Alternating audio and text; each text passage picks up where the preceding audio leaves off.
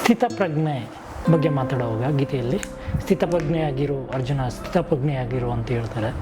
ಅದು ಜಾಗೃತ ವ್ಯವಸ್ಥೆನ ಇಲ್ಲ ಪಾಸ್ಟ್ಗೋ ಇಲ್ಲ ಫ್ಯೂಚರ್ಗೆ ಹೋಗಿ ಥಿಂಕ್ ಮಾಡೋದು? ಅದು ಯಾವ ಸ್ಥಿತಿ, ಮನಸ್ಸಿನ ಯಾವ ಸ್ಥಿತಿ?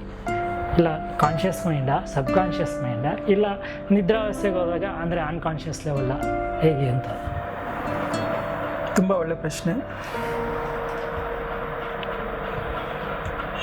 ಸ್ಥಿತಪ್ರಜ್ಞನಾಗಿರು ಅಂತಂದರೆ ಅದು ಸೂಪರ್ ಕಾನ್ಷಿಯಸ್ ಸ್ಟೇಟ್ ಅಂತ ಅರ್ಥ. ಕಾನ್ಷಿಯಸ್ಸು ಅಲ್ಲ, ಸಬ್ ಕಾನ್ಷಿಯಸ್ಸು ಅಲ್ಲ, ಅನ್ಕಾನ್ಷಿಯಸ್ ಅಲ್ಲ, ಸೆಮಿ ಕಾನ್ಷಿಯಸ್.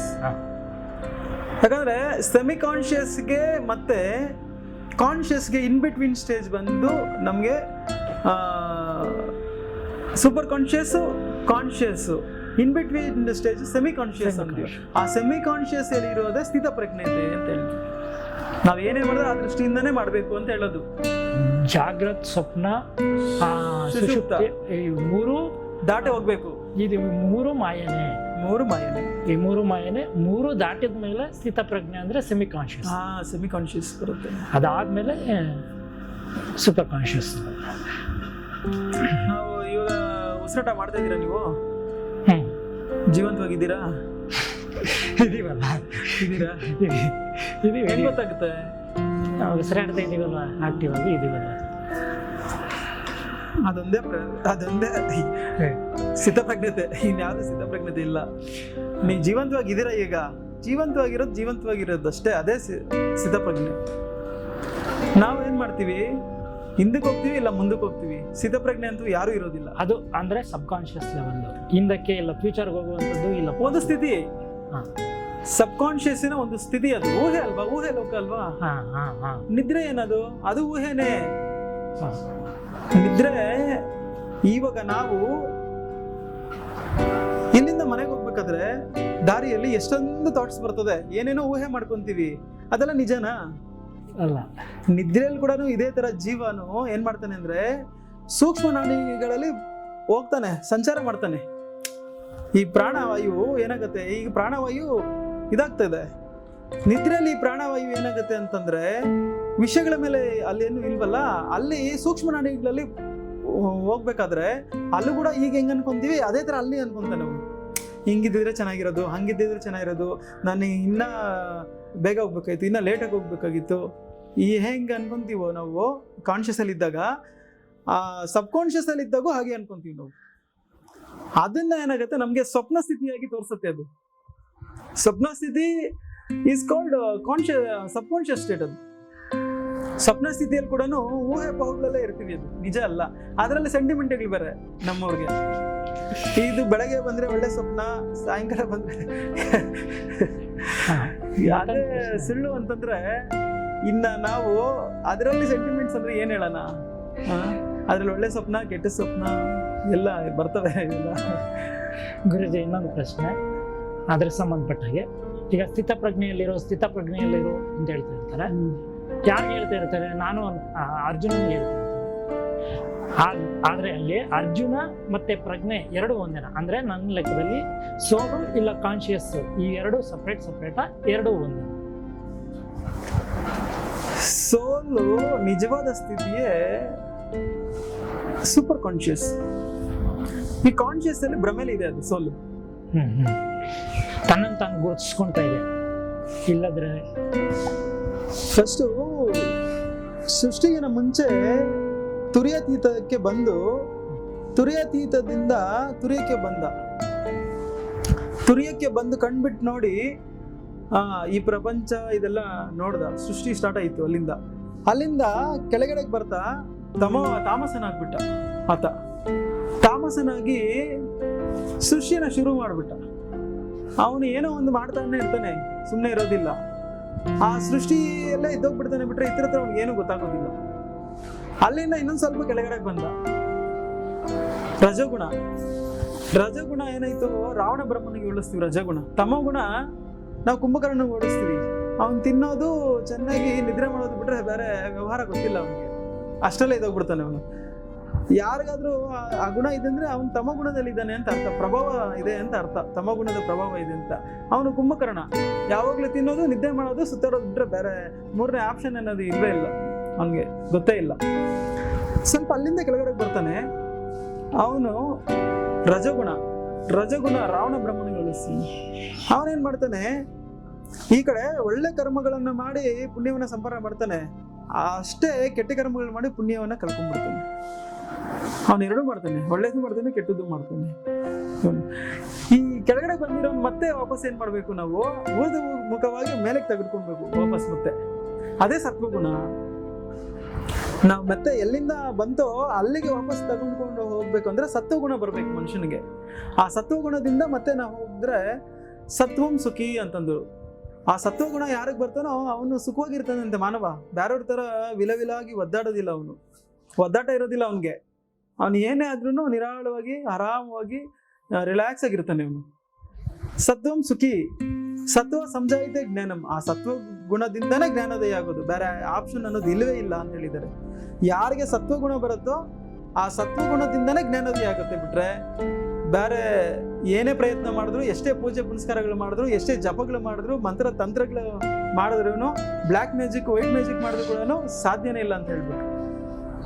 ಸತ್ವಂ ಸುಖಿ, ಸತ್ವ ಸಂಜಾಯಿತೆ ಜ್ಞಾನಂ, ಜ್ಞಾನ ದೇವತೆ ಕೈವಲ್ಯಂ. ಆ ಜ್ಞಾನದಿಂದ ಯಾರಿಗೆ ಆ ಸತ್ವಗುಣದಿಂದ ಜ್ಞಾನವನ್ನು ಪಡೆದಿರ್ತಾನೋ ಆ ಜ್ಞಾನದಿಂದ ಕೈವಲ್ಯ ಪ್ರಾಪ್ತಿ ಆಗ್ತದೆ. ನೋಡಿ, ಜ್ಞಾನ ಸಿಗ್ಬೇಕು ಅಂದ್ರೆ ನಮ್ಗೆ ಫಸ್ಟ್ ನಾಲೆಡ್ಜ್ ಬೇಕು. ಆ ನಾಲೆಡ್ಜ್ ಇಂದಾನೇ ನಮ್ಗೆ ಕೈವಲ್ಯ ಪ್ರಾಪ್ತಿ ಆಗುತ್ತೆ ಅಂತ ಹೇಳ್ತಿದ್ದಾರೆ. ಅಂದ್ರೆ ನಮ್ಗೆ ಪರಲೋಕಕ್ಕೆ ಹೋಗೋಕ್ಕೆ ಸಾಧ್ಯ, ಪರಮಾತ್ಮನ ಲೋಕಕ್ಕೆ ಹೋಗೋದಕ್ಕೆ ಸಾಧ್ಯ, ಆ ಪರಮಾತ್ಮನ ಜಾಗಕ್ಕೆ ಹೋಗೋಕ್ಕೆ ಸಾಧ್ಯ, ಆ ಮೂಲ ಸ್ಥಾನಕ್ಕೆ ಹೋಗೋಕ್ಕೆ ಸಾಧ್ಯ, ನಮ್ಮ ಮೂಲ ಸ್ಥಾನಕ್ಕೆ ಹೋಗೋಕ್ಕೆ ಸಾಧ್ಯ. ಯಾವ್ದ್ರಿಂದ? ಜ್ಞಾನದಿಂದ ಮಾತ್ರನೇ ಸಾಧ್ಯ, ಬಿಟ್ರೆ ಬೇರೆ ಸಾಧ್ಯನೇ ಇಲ್ಲ. ಜ್ಞಾನ ಸಿಗ್ಬೇಕು ಅಂದ್ರೆ ಏನ್ ಮಾಡ್ಬೇಕು? ನಮ್ಗೆ ಸತ್ವಗುಣ ಬೇಕು. ಸತ್ವಗುಣ ಬೇಕು ಅಂದ್ರೆ ಏನ್ ಮಾಡ್ಬೇಕು? ಕೆಳಗಡೆ ಬಂದಿರೋಂಥ ಜೀವಾತ್ಮನ ಉಲ್ಟಾ ಮಾಡಿ ಮತ್ತೆ ವಾಪಸ್ ತೆಗೆದುಕೊಂಡು ಹೋಗ್ಬೇಕು. ಆ ವಾಪಸ್ ಹೆಂಗ್ ತೆಗೆದುಕೊಂಡು ಹೋಗ್ತೀರಾ? ಯೋಗ ಸಾಧನೆಯಿಂದನೇ ಸಾಧ್ಯ. ನೀವ್ ಎಲ್ಲೇ ಹೋದ್ರು ಲಾಸ್ಟ್ ಎಲ್ಲೇ ಬರ್ತದೆ. ಅದೇ ಇದು ಅಂದ್ರೆ ಅಂತಿಮವಾಗಿ ಈಗ ಸೂಪರ್ ಕಾನ್ಶಿಯಸ್ ಮೈಂಡ್ ಏನಂತ ಹೇಳ್ತೀವೋ ಅದೇ ಸೋಲ್ ಅಂತ. ಸೂಪರ್ ಕಾನ್ಶಿಯಸ್ ಮೈಂಡ್ ಇರೋದು ಪರಮಾತ್ಮ. ನಾವು ಯೋಗ ಸಾಧನೆಯಲ್ಲಿ ಹೋಗೋದು ಸೆಮಿ ಕಾನ್ಶಿಯಸ್ಗೆ. ಸೆಮಿ ಕಾನ್ಶಿಯಸ್ ಅಷ್ಟೇ ಸಾಧನೆ ನಮ್ಗೆ. ನಮ್ಮ ಲಿಮಿಟ್ ಇರೋದು ಸೆಮಿ ಕಾನ್ಶಿಯಸ್ ಅಷ್ಟೇ. ಅದಕ್ಕೆ ಮೀರಿ ನಮ್ಗೆ ಕೆಪಾಸಿಟಿ ಇಲ್ಲ. ಅದಕ್ಕೆ ಮೀರಿ ಈಶ್ವರನ ಅನುಗ್ರಹ. ಆ ಈಶ್ವರನ ಅನುಗ್ರಹ ಸಿಕ್ಕಿದ್ಮೇಲೆ ನಾವು ಅಸೂಪರ್ ಕಾನ್ಶಿಯಸ್ ಸ್ಟೇಜ್ಗೆ ರೀಚ್ ಆಗ್ತೀವಿ. ಅದೇ ಪರಮಾತ್ಮನ ಸಾಧನೆ ಇರೋದು ಇಲ್ಲವರೆಗೂ ಅಷ್ಟೇ, ತುರಿಯವರೆಗೂ ಸಾಧನೆ. ತುರಿಯಾತೀತಕ್ಕೆ ಹೋಗ್ಬೇಕು ಅಂತಂದ್ರೆ ನಾವು ತುರಿಯದಲ್ಲಿ ಸಾಧನೆ ಮಾಡಿ ರೆಡಿಯಾಗಿರ್ಬೇಕು.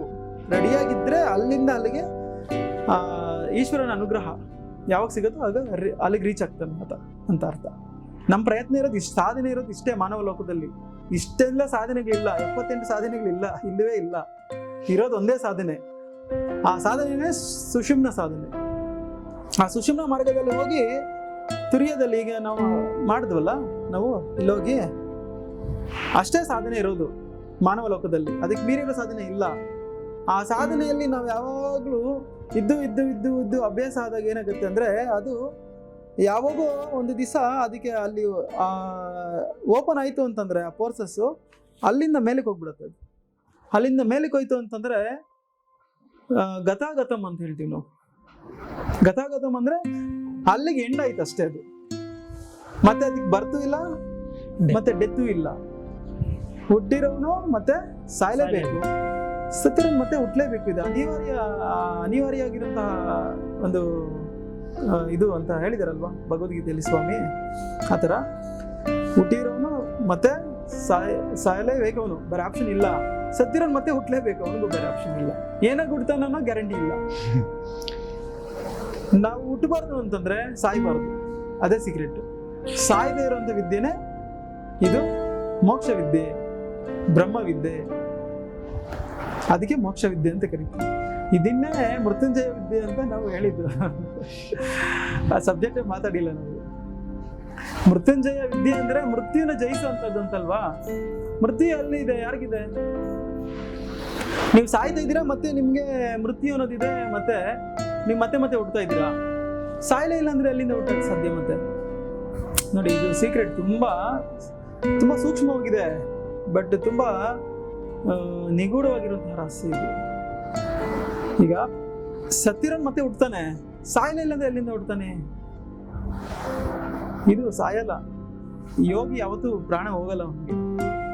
ಅವನಿಗೆ ಸಾಕು ಅಂದಾಗ ಅವನಾಗ ಅವನು ಹೋಗಿ ಜೀವ ಐಕ್ಯ ಆಗ್ತಾನೆ ಅಷ್ಟೇ, ಜೀವ ಬ್ರಹ್ಮ ಐಕ್ಯ ಆಗ್ತಾನೆ. ಅಂದ್ರೆ ಇಲ್ಲೇ ಸ್ಟಾಪ್ ಮಾಡ್ಬಿಡ್ತಾನೆ ಪ್ರಾಣವನ್ನ. ಇಲ್ಲ ಓಡಾಡ್ತಾ ಇದೆ, ಫುಲ್ ಕೆಳಗಿಂದ ಮೇಲೆ ಓಡಾಡ್ತಾನೆ ಇದೆ ಪ್ರಾಣ. ಕೆಳಗಡೆ ಬಂದಿರೋ ಪ್ರಾಣವನ್ನ ಮೇಲಕ್ಕೆ ತೆಗೆದುಕೊಂಡು ಹೋಗಿ ಅಲ್ಲಿ ಮರ್ಜಾದಾಗ ಅಲ್ಲಿ ಮರ್ಜ್ ಆಗ್ಬಿಡ್ತದೆ ಅಷ್ಟೇ. ಅದು ಅಲ್ಲಿಂದ ಮೇಲಕ್ಕೆ ಹೋಗೋದಿಲ್ಲ, ಮೇಲಕ್ಕೆ ಹೋಗಿ ಬಿಡೋದಿಲ್ಲ ಪ್ರಾಣನ. ಪ್ರಾಣ ಆಚೆ ಹೋಗ್ಬಾರ್ದು. ನಾವು ಇವಾಗ ಕಲಿಬೇಕಾಗಿರೋದು ಹೇಗೆ ಜೀವಿಸಬೇಕು ಅನ್ನೋದಲ್ಲ, ಹೇಗೆ ಸಾಯ್ಬೇಕು ಅನ್ನೋದು ಕಲಿಯೋದು ಇವಾಗ ನಾವು ಆಕ್ಚುಲಿ. ಅದನ್ನೇ ಎಂಡ್ ಆಫ್ ದ ಮೂಮೆಂಟ್ ಅಂತ ಹೇಳ್ತೀವಿ. ಇದು ಎಂಡ್ ಸ್ಟೇಜ್ಗೆ ಇಲ್ಲಿ ಬರೋದು ಎಲ್ಲರೂ. ಏನಕ್ಕೆ ಅಂತಂದ್ರೆ ಅವರು ಹೇಗೆ ಸಾಯ್ಬೇಕು ಅನ್ನೋದು ಕಲಿಯೋದೇ ಕಲೆ ಅಂತ ಹೇಳ್ತೀವಿ. ಎಲ್ಲಾದ್ರೂ ಅಂತಿಮವಾಗಿ ಬರಲೇಬೇಕು, ಬೇರೆ ಆಪ್ಷನ್ ಇಲ್ಲ. ಕಬೀರದಾಸರು ಒಂದು ಮಾತನ್ನ ಹೇಳ್ತಾರೆ, ರಾಮ ದ್ವಾರವನ್ನ ಭೇದಿಸಿ ಸಾಯ್ಬೇಕು ಅಂತ ಹೇಳ್ತಾರೆ. ಸಾಯೋಕ್ಕಿಂತ ಮುಂಚೆ ರಾಮದ್ವಾರವನ್ನ ಭೇದಿಸಿ ಸಾಯ್ಬೇಕು ಅಂತ ಹೇಳ್ತಾರೆ. ಇದು ರಾಮದ್ವಾರ ಅಂದ್ರೆ ಇದನ್ನ ಸಾಧನೆ ಮಾಡಿ ಸಾಯ್ಬೇಕು ಅಂತಂದ್ರೆ. ಹಾಗೆ ಸತ್ತೋಗ್ಬಿಟ್ರೆ ಮತ್ತೆ ಅವನು ಏನಾಗಿ ಹುಡ್ತಾನೋ ಗ್ಯಾರಂಟಿ ಇಲ್ಲ. ಅದಕ್ಕೆ ಅವರು ರಾಮದ್ವಾರವನ್ನ ಭೇದಿಸಿ ಸಾಯ್ಬೇಕು ಅಂತ ಹೇಳಿ. ಸಾಯೋದ್ರಿಂದ ಮುಂಚೆನೆ ನಾವು ಸತ್ತೋಗ್ಬೇಕು. ಸಾವು ಬಂದ ಮೇಲೆ ಸಾಯೋದಲ್ಲ, ಸಾವು ಬರೋಕ್ಕಿಂತ ಮುಂಚೆನೆ ನಾವು ಸತ್ತೋಗೋ ಲೆವೆಲ್ಗೆ ಹೋಗ್ಬೇಕು. ನಾವು ಆ ಲೆವೆಲ್ಗೆ ಹೋಗ್ಬೇಕು ಅಂದ್ರೆ ನಾವು ಆ ದ್ವಾರವನ್ನ ಭೇದಿಸಬೇಕು. ಇಲ್ಲಿ ಸೀತಾದೇವಿ ಇದ್ದಾಳೆ, ಇಲ್ಲಿ ಶ್ರೀರಾಮಚಂದ್ರರು ಇದ್ದಾರೆ. ಆ ರಾಮದ್ವಾರವನ್ನ ಭೇದಿಸ್ಬೇಕು ಅಂತ ಹೇಳೋದು, ಅದನ್ನು ಛೇದಿಸ್ಬೇಕಂತೆ. ಇಲ್ಲಿ ಲಕ್ಷ್ಮೀ ದೇವಿ ಇದ್ದಾಳೆ, ಇಲ್ಲಿ ನಾರಾಯಣ ಇದ್ದಾನೆ, ಇಲ್ಲಿ ಯಾರಿದ್ದಾರೆ? ರಾಧಾದೇವಿ ಇದ್ದಾಳೆ, ಇಲ್ಲಿ ಶ್ರೀಕೃಷ್ಣ ಪರಮಾತ್ಮ, ಇಲ್ಲಿ ಶಕ್ತಿ ಇದ್ದಾಳೆ, ಇಲ್ಲಿ ಶಿವ ಇದ್ದಾನೆ. ಎಲ್ಲ ಅದೇ, ಎಲ್ಲವೂ ಒಂದೇನೆ. ನಿಜವಾಗ್ಲೂ ಹೇಳ್ಬೇಕಂದ್ರೆ ನಾವು ಮೇಲೆ ಇದ್ವಿ, ಬಾಹ್ಯಾಕಾಶದಲ್ಲಿ ಇದ್ದವರು ನಾವು ಬಂದಿದೀವಿ. ಕಣ್ಬಿಟ್ಟು ತೆಗೆದು ನೋಡಿ ವಾಸನೆ ಶಬ್ದ ರಸ ಗಂಧಗಳಿಂದ ನಾವು ಕೆಳಗಡೆ ಡೌನ್ಲೋಡ್ಸ್ ಬಂದ್ಬಿಟ್ವಿ ಇಂದ್ರಿಯಗಳಿಂದ. ಆ ಇಂದ್ರಿಯಗಳನ್ನ ನಾವು ಅನ್ವಯಿಸ್ಬೇಕಲ್ವಾ, ಅನ್ವಯಿಸಬೇಕು ಡೌನ್ಲೋಡ್ಸ್ ಬಂದ್ಬಿಟ್ವಿ. ನಾವು ಇವಾಗ ಡೌನ್ಲೋಡ್ಸ್ ಬಂದಿರೋದು ಮತ್ತೆ ನಾವು ಅಲ್ಲೇ ಇದ್ಬಿಟ್ಟಿದೀವಿ, ಆ ಇಂದ್ರಿಯಗಳಲ್ಲೇ ನಾವು ಇದ್ಬಿಟ್ಟಿದೀವಿ. ನೋಡೋದು, ಕೇಳೋದು, ಸ್ಪರ್ಶ ರಸ ಗಂಧ ಇದ್ರಲ್ಲೇ ಇದೋಗ್ಬಿಟ್ಟಿದೀವಿ ನಾವು, ಪಂಚೇಂದ್ರಿಯಗಳೇ. ಇದನ್ನ ನಾವು ಮತ್ತೆ ವಾಪಸ್ ಹೋಗ್ಬೇಕು. ಆ ವಾಪಸ್ ಹೋಗ್ಬೇಕು ಅಂತಂದ್ರೆ ಇಲ್ಲಿ ಚಲಿಸಿರುವಂತ ಜೀವಶಕ್ತಿಯನ್ನ ಮತ್ತೆ ಮೂಲ ಶಕ್ತಿಯಲ್ಲಿ ಸೇರಿಸ್ಬೇಕು. ಚಲಿಸಿರುವಂತಹ ಜೀವಶಕ್ತಿಯನ್ನ ಈ ಮೂಲ ಸ್ಥಾನಕ್ಕೆ ತೆಗೆದುಕೊಂಡೋಗಿ ಸೇರಿಸ್ಬೇಕು. ಇಷ್ಟೇ ಕಾನ್ಸೆಪ್ಟ್ ಇರೋದು. ಅದನ್ನೇ ಯೋಗ ಅಂತಂದ್ರು. ಯೋಗ ಅಂತಂದ್ರೆ ಕೂಡುವುದು, ಸೇರುವುದು, ಕಲಿಯಿಕೆ. ಯಾವ್ದನ್ನ ಕಲಿಯಿಕೆ? ಜೀವಾತ್ಮನು ಪರಮಾತ್ಮನಲ್ಲಿ ಕಲಿಯಿಕೆ. ಅದನ್ನ ಯೋಗ ಅಂತಂದ್ರು. ಈಗೇನೇನೋ ಯೋಗ ಅಂದ್ರೆ ನಾವು 78 ಯೋಗಗಳನ್ನ ಮಾಡ್ತೀವಿ. ಗುರುಗಳೇ, ಯೋಗಗಳು ಅಷ್ಟಿದಾವ? ಯೋಗಗಳು ಅಷ್ಟಿಲ್ಲ. ಯೋಗ ಏಕವಚನ. ಯೋಗ ಅನ್ನೋದು ಒಂದೇ ಇರೋದು, ಯೋಗ ಒಂದೇ ಇರೋದು, ಯೋಗಗಳು ಇಲ್ಲ ಎಲ್ಲೂ. ಯೋಗ ಅನ್ನೋದು ಒಂದೇ ಇದೆ. ಯೋಗ ಅಂದ್ರೆ ಏನು? ಕೂಡುವುದು ಅಂತ. ಯಾವ್ದ್ರಲ್ಲಿ ಕೂಡೋದು? ಜೀವಾತ್ಮ ಪರಮಾತ್ಮನಲ್ಲಿ ಕೂಡುವುದು. ಈ ಕಾನ್ಸೆಪ್ಟ್ನ ಅರ್ಥ ಮಾಡ್ಕೊಂಡ್ರೆ ಈಸಿ ಆಗ್ತದೆ.